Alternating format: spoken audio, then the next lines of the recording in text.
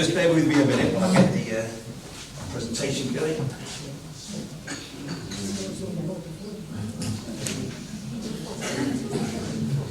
Oh, that's good. Oh, stare at the screen. So can you hear me all right? Or do I need a microphone? Hear me right at the back? That's fine. So, I'm Rob. So I'm the, it says Exeter, but we've changed around a bit now. So I'm the East Area team leader for South West Blood Bites. I'm going to tell you about two parts of blood bites. I'll teach you a little bit about what blood bites are nationally, where they came from, and then we'll go into a bit more detail about what we do in particular in the South West. I'll probably do it.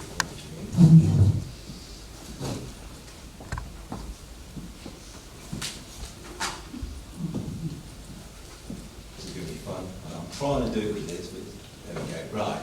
So, blood bites, where did it all start from? So, way back, a year before I was born, 1962, this lady called Margaret Ryerson, her husband was in hospital, so the story goes, and he needed blood.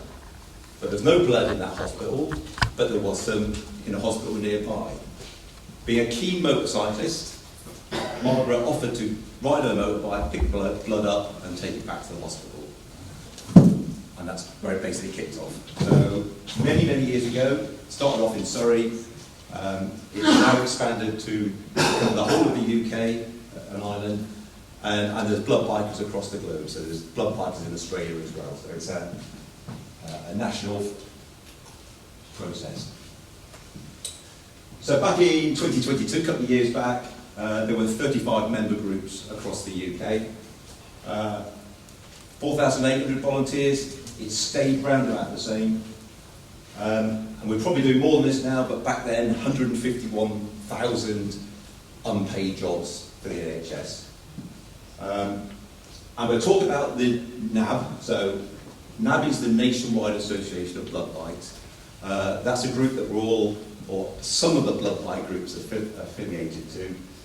I'll explain the reasons behind it. But part of being a member of the NAB is you can't charge for your services. So all the people who are in NAB are volunteers, and we don't charge a penny to the NHS.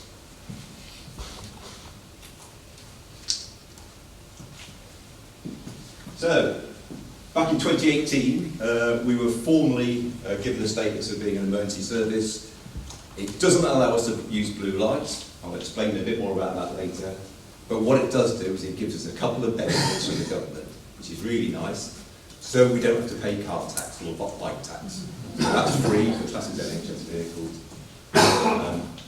And it just gives us a status of being emergency workers. So if we are attacked, then in effect that person's attacking an emergency worker, which does raise the sort of stakes a little bit more for them. I'm going to show you a little video. This video has been filmed by NAB.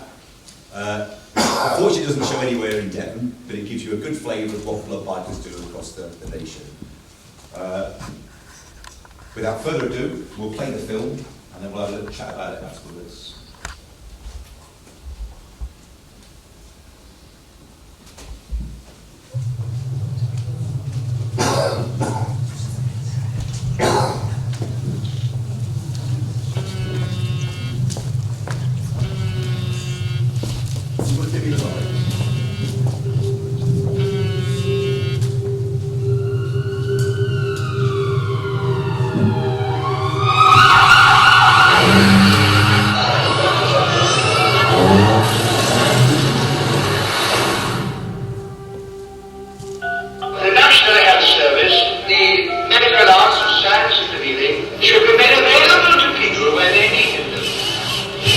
Major questions about how fond of your church, NHS.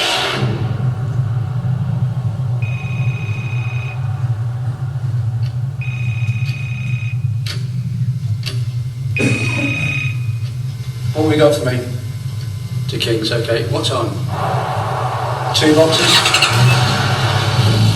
I'm alright. Doctors and nurses at A&E working flat out for days to manage demand.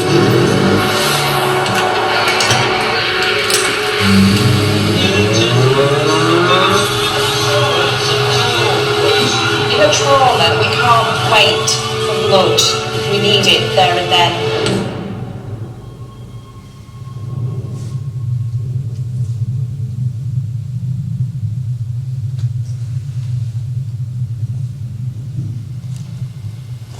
I love that feeling when you come out of a path lab and they snatch the box off you and say, thank God you're here. You come away thinking, you know, I've done something here today.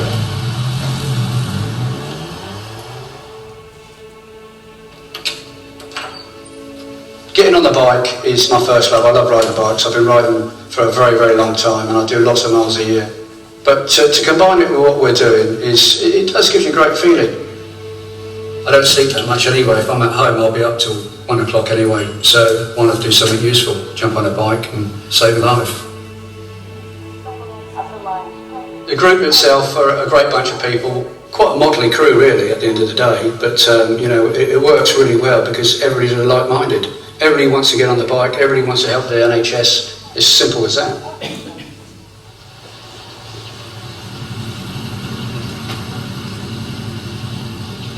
Motorcyclists had a very bad reputation, you know, big hairy blokes on bikes, and it was a way of them putting something back into the community. I'm not a big hairy bloke. No, you're looking at me.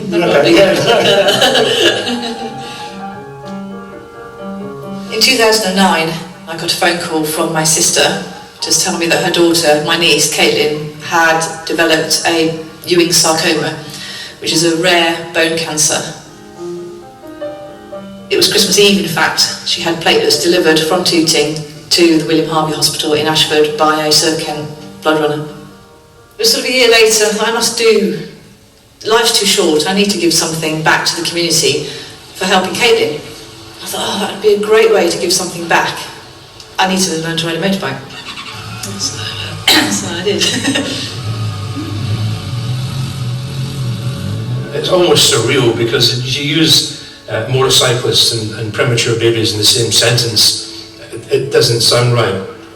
We take the public image, the paradigm, if you like, of the leather-clad hooligan with no road manners, and we blow that out of the water by walking into a neonatal intensive care unit with a box of donor milk for the children.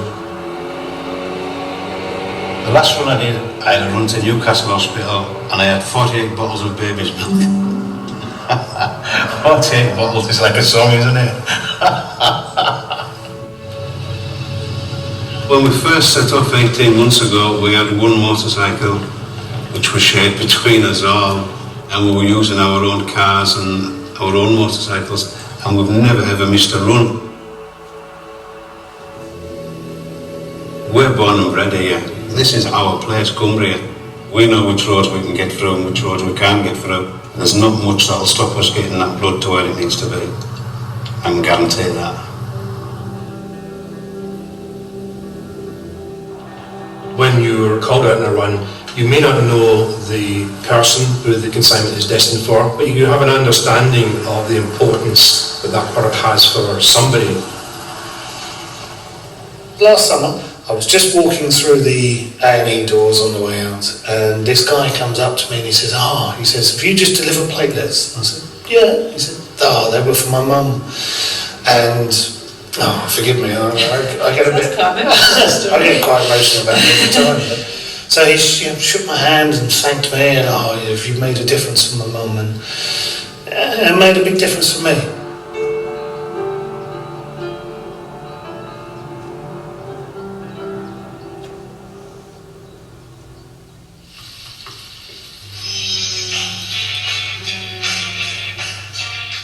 I didn't necessarily want to go out riding my motorbike at night because I didn't think that would be ideal, leaving Gerald at night and he would worry too much, so I didn't want to do that. And then of course the role of comptroller was discussed, and it was a way that I could see of putting something back into the NHS for all they'd done for us. I mean, Gerald was in intensive care for a week and they told me he wouldn't make it, and he has, and here he is 10 years later, and we're very grateful for that, but you never repay that debt for what they've done. You snuggle down to bed about 11 o'clock and head under the duvet and sleep, and then all of a sudden the phone lights up and starts ringing, And Gerald, my husband, says, I'm very good. I pick the phone up and say, hello, good morning, it's Seb. And they probably think I'm sat at a table with a computer on and things like that. Then you have to ring your duty rider, who obviously may be slightly sleepy, but I can snuggle down under the duvet again in between the calls and in between the text messages, whereas he has to put his waterproofs on, go get the bike out of the garage and write in all the letters. And I'm snuggled down in bed feeling guilty. 3 nights ago, I went to Whitechapel and they wanted plasma and blood. Now you know that if they want plasma, that's a clotting agent, so somebody's obviously bleeding out. So you know you've got to get it there as quickly as you can. That's it. Everything is down to you. If you get one of the hospitals ring up, and you can tell by the voices sometimes that it's really desperate, you do have a feeling of, gosh, we've got to really get this moving. As you're walking along, you're looking into the wards, then you know why you're doing it when you're seeing little children with pipes and wires and machines on them. That's what keeps me going. I know what it's like to need that life-saving blood. I was actually taken into A&E and I needed 11 units of blood from the blood banks. To have somebody who'd actually done that for me to live, I thought going into the blood banks really is a way to say thank you. You know, you can talk about things and you can do things. And just taking that box of blood from here to there is going to help save somebody's life. We don't charge the hospitals, we don't question the relevance of the run we're asked to do. If it fits in the bike and it's urgent enough, then we'll move it for free. The commitment that people show is incredible. These people are out there just willing and absolutely ready to be woken up at midnight and asked to go 100 miles. It's just unbelievable. If you can be up here where you can't stand up for the wind, the roads are slippy, it's raining, there's fog, there's ice, do you want to be out in that? I do, because I'm a blood biker for Cumbria, and that's what it's all about.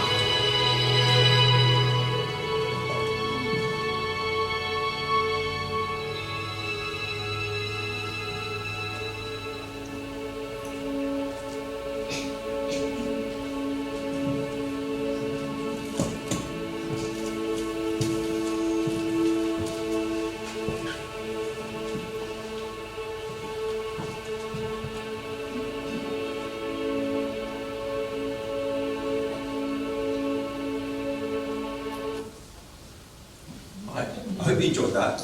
Give you a little bit of a flavour of what we do. A couple of points I will just mention. You did see the rider at the end with blue lights on.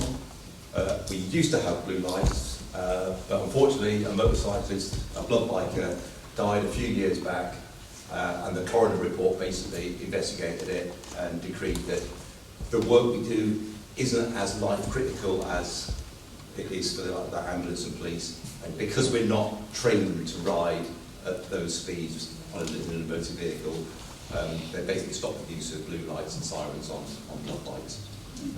So we have to obey all the traffic laws, all the speed limits, and all the blue lights have been taken off all of our bikes now. One other thing there, you saw right at the start, the gentleman was in like a little office where he slept. That's because that's in London. So in London, obviously, they can't have people coming in from the outer reaches for calls, so they have like a little base. We all work from home. So wherever we are, we get the call, you know, we're contactable at all times, and we just pick up the call from wherever we are. So who are we? So South West Blood Bikes, we are an across Devon group. Quite a close-knit team of volunteers, although we're getting bigger, which sort of spreads us out a little bit. All the motorcyclists have to have an advanced licence, so we insist on either an IAM or ROSPA licence. And we have drivers as well, not that many. Unfortunately, cars can't get through traffic like bikes can. We do have a few. And a bit like that lady, we have coordinators. So coordinators are kind of the link between the NHS and us. So they take the phone call from the NHS. It's a role that anyone can do. So I'm touting for business a bit here. As long as you've got a mobile phone and basic computer skills, you can do it from anywhere in the county. So they basically get the call, come in, they call out the riders who are on duty, and we're a charity. So we have to have all the basic support functions, treasurers, chairman. We see the manager without a secretary. I don't know how we've managed that. It's a temporary we do. It varies a bit, but we're around about 116 volunteers, and we've got 4 basic operating teams. So it's nice and easy. The 4 points of the compass. We've got the West team out in Plymouth. They look after Derriford Hospital, the surrounding area. North team look after Barnstable, the surrounding area. South team are Torbay Hospital, and we're the East team, and we look after, in effect, the RD&E and the surrounding hospitals. Pretty simple mission. We're here to save lives and improve patient outcome by providing rapid transport of medical items at the same time as saving the NHS and hospices money.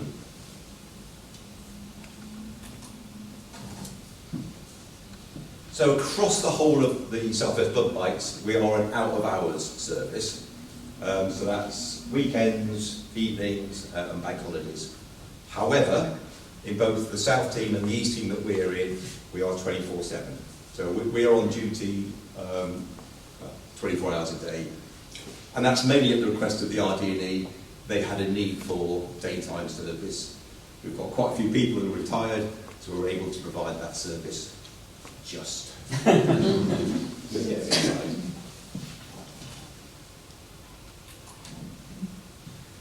So we've talked about a couple of these rules before. We are all volunteers, so from the chairman down, everyone's a volunteer. No one gets paid. We make no charge to our service users. And because there's been some problems with other blood bite groups in the past, we've got a policy of transparency on our accounting. So anyone within the charity can look at the books and see whether the money's being spent. So what do we carry? Blood is in our name, but actual whole blood is quite rare. So we probably move 5 or 6 units of blood a month.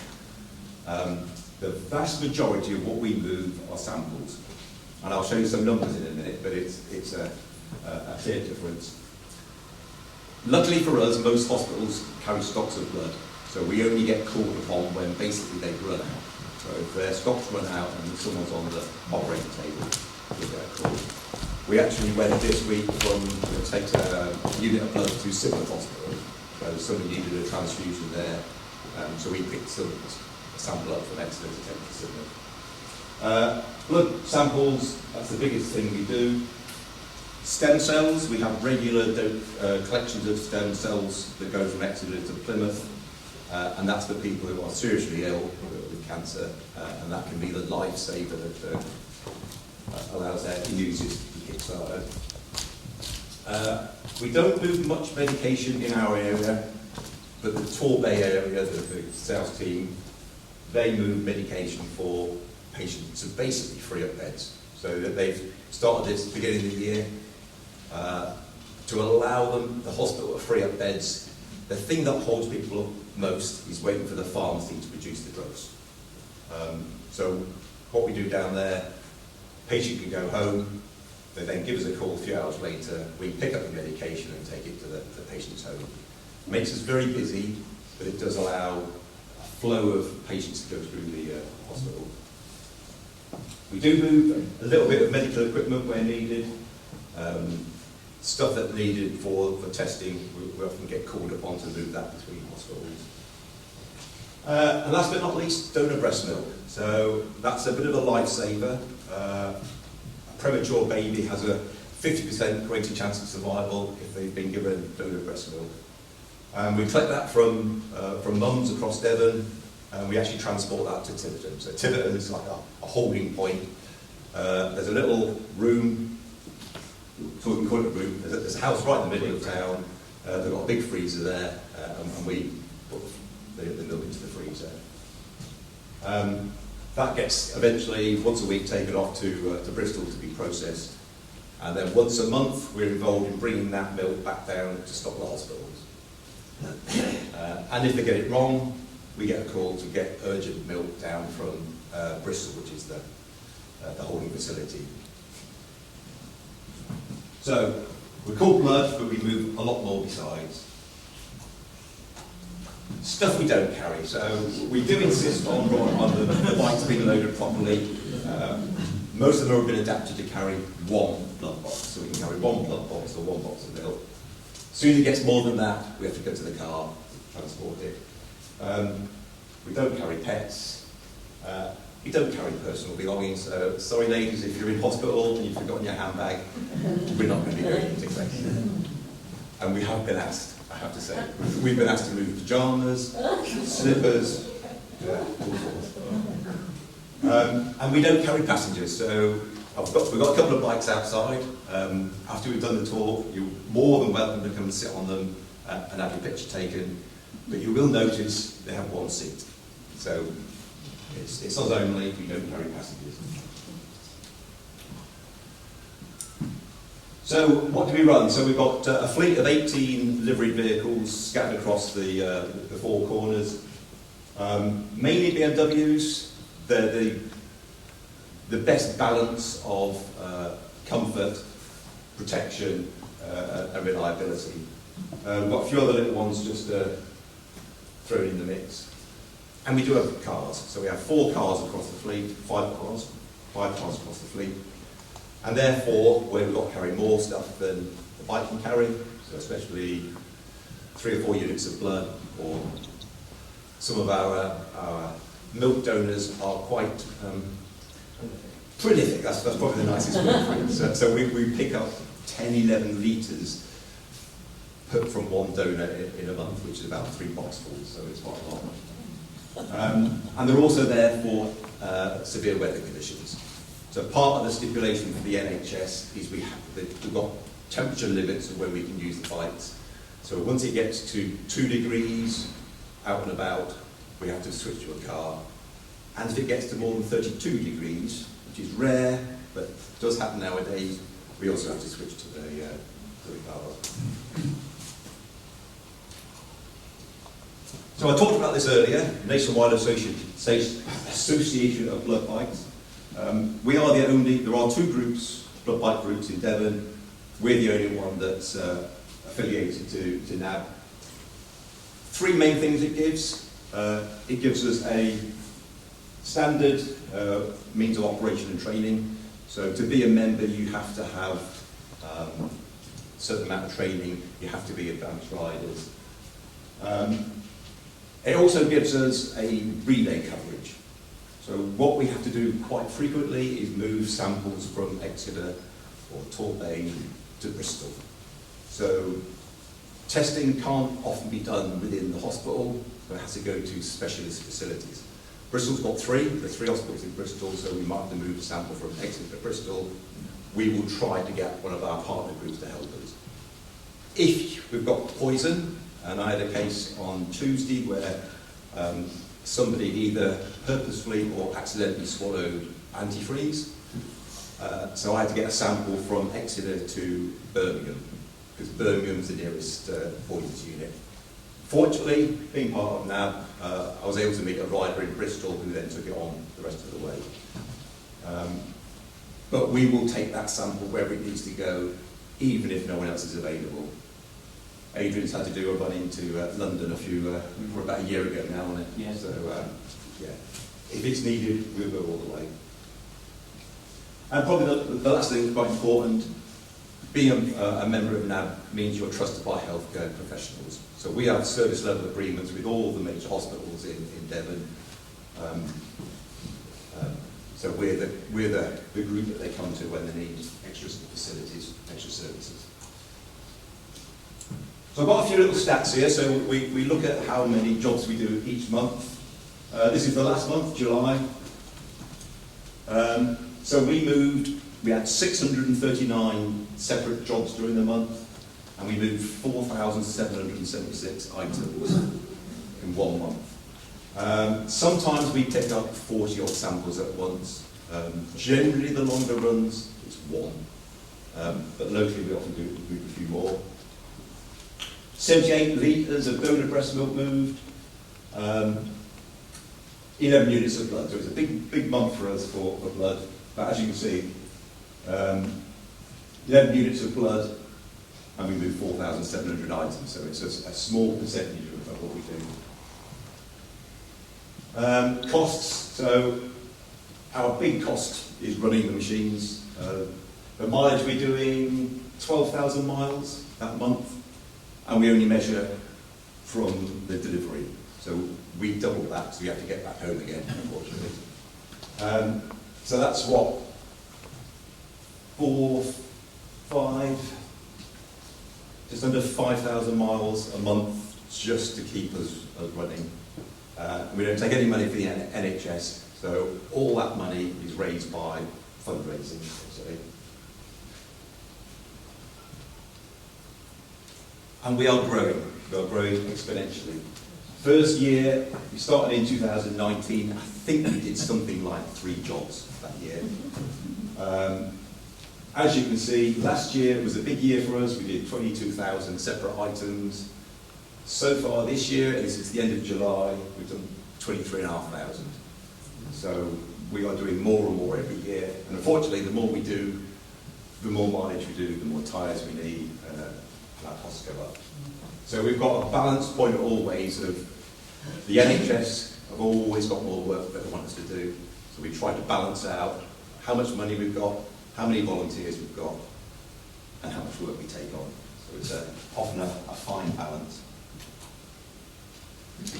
So how do we get money? Most of it comes from physical collections. So we've many times to Tiverton Morrison's with our buckets collecting. I have to say, the folks at Tiverton are a very generous bunch. We do quite well from Tiverton. Credit from Tesco's, Exeter Tesco's. We're probably 3 times a month, probably on average, 2 or 3 times a month we're at a store we're collecting.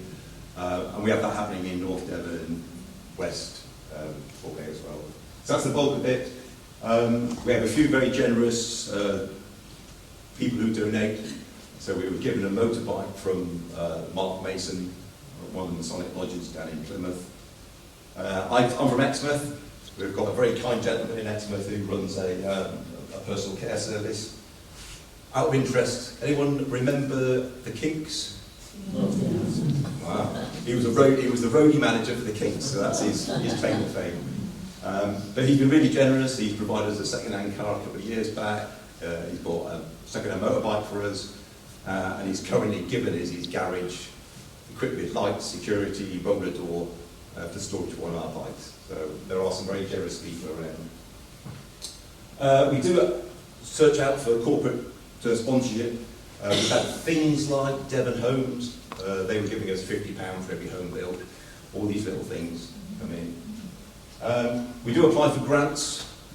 Part of Adrian's role, he's also the fundraising manager, so he tries to grab money from whoever and wherever we can. And last but not least, we do merchandise. So I brought a couple, every once in a while. These are our #1 best-selling item, generally for children or ladies, I have to say. They cost £10, so if anyone wants one, I've got a few here. They do come with a little Southwest Blood Bites t-shirt and a high-vis jacket. So all those little things, they all just help generate funds. Oops. And we always need people. So any motorcyclists in the room? Not a lot. Oh, motorcyclists, no? wow. So you're probably not our pool, but we do still need to coordinate. So you saw what that lady did. If anyone thinks that they could spare some time, it's not a big commitment. We have 3 shifts a day, 8 till 5, 5 till 10 is at night, and then an overnight shift, which we tend to cover ourselves anyway. Speak to me or Adrian afterwards. So we do a number of jobs in the charity. We're both riders, but we're also both coordinators, so we do the coordinating as well. In fact, I'm on duty at 1 o'clock today, so I'm on call at the moment. And he's on call, yes. Great. So with the phone's a bit on. Adrian's first rider's remade. If he gets a call, he's off. We do have a Facebook presence. If anyone follows Facebook, just do a search for South West Blunt Bikes. We try and put posts there fairly regularly that show what we've been up to. And we have a website, if anyone wants to link into that, nice easy code to use. And there's a part of the website where you can go to PayPal giving and link to Well said. Yeah, just saying. And if you gift aid it, we get even more. Thanks. Yeah. Another advantage. Oh, well, that's the other thing about being an emergency service. We get the VAT back as well. So part of our treasurer's job is to go through everything with a fine-tooth comb and claim back everything we can. So that's it for the presentation. Open to questions now. I'll just say, after questions, we've got 2 bikes. There's one outside, which is now in the sun. We've got one in the foyer. You're more than welcome to come and sit on them, have a picnic. Anyway, ladies and gentlemen, can I just ask you to thank these 2 gentlemen for their presentation today, but also for what they do for us all in their other work. Thank you.